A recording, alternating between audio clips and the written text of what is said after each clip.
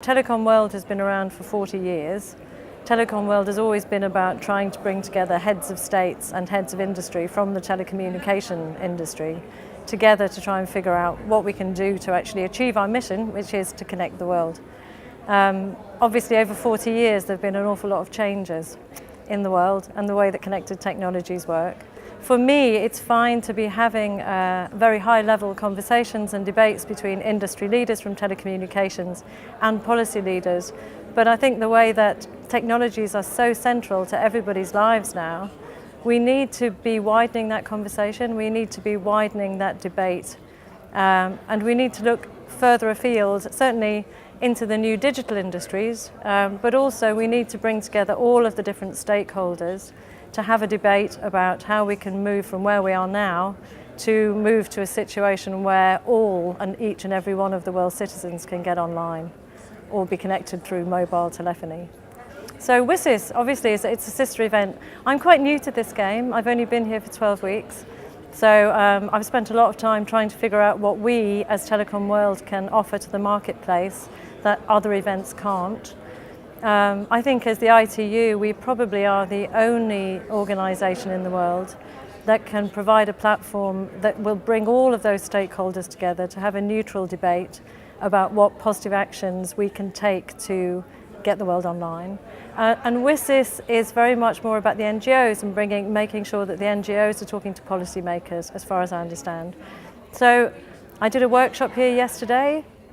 What's changing with Telecom World is it's been very traditional, it's been very top-down, it's been all about heads of states and heads of policy and heads of industry. This year we want to make it into a wider debate, so we had a workshop yesterday to try and figure out how the people here can help us to make sure our outreach projects are successful. So it was a co-creation workshop. I think most people here expect a workshop to be people talking at them, i.e. a presentation. We had an interactive workshop where I actually made people stand up from the table and stand and stick things onto post-it notes onto the boards. And the idea was, we've got an idea for 5 ways of engaging people before the event. The website we're about to launch at the end of May is going to be much more of an interactive platform than it ever has been before. So we'll be inviting people to tweet about our event as we get nearer the event. But there are going to be 5 main points of engagement online before the event. One of those is, for the first time this year, we've got the Broadband Commission integrated into our event. So we have the first day of the event is going to be called the Broadband Leadership Summit. So this is the Broadband Commissioners getting together with heads of states, with heads of industry. It's an invite-only session. There'll be 250 of the most important people in the world talking about connectivity and getting people connected. So what we want to do, for me as an event curator, I think everything that happens at the event needs to be connected. There needs to be an overall story and a reason why we're doing what we're doing. So before, online, we're going to be inviting organisations, wherever they're from, to bring questions to us, and we're going to post those questions online, or some of those questions online, and allow people to, wherever they are, to be able to vote on those questions and comment on those questions. Before the event, then, we'll end up with the 10 most popular questions, which will then be fed into the Broadband Leadership Summit. At the beginning of the event proper, on the 25th, we'll actually ask one of the Broadband Commissioners to stand up at the beginning of our event and say, these were your 10 questions, these are our responses to those 10 questions, and these are our challenges for you over the next 2.5 days to try and help us do our jobs better. Another way that you can start getting involved with our platform is to start uploading stories.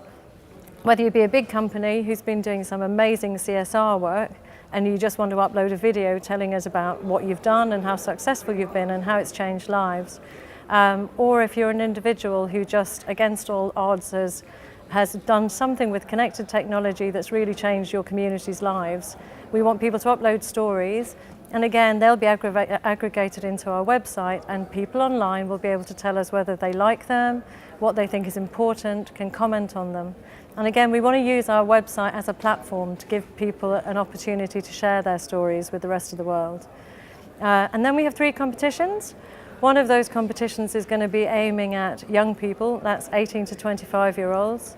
Another one is going to be reaching out to geeks, into information architects, people who know about technology, and not-for-profits who don't know so much about technology, to try and get them into partnerships so that they can think about how technology can help them do their job better, more effectively at bigger scale. And then there's a third competition we want to hold, which is about trying to find social entrepreneurs who have successful businesses, but they're at the stage where they're looking for impact investors who can give them that extra investment to help them grow to the next size. So yeah, we had a workshop yesterday with an amazing bunch of people from policy from all over the world, helping us figure out how we can make those things work better. And then from each of those projects, we're hoping to be able to filter people who wouldn't normally come to Telecom World, to, like I say, to make sure it's a much more inclusive conversation and debate. And also to raise awareness of the fact that this year we're going to be webcasting, so we'll be streaming live from most of the discussions. So people across the world will have the opportunity to send questions in via Twitter and drive the conversation. So yeah, this year Telecom World is going to be an awful lot more participatory, a lot more inclusive, hopefully a lot more exciting even than it's been before.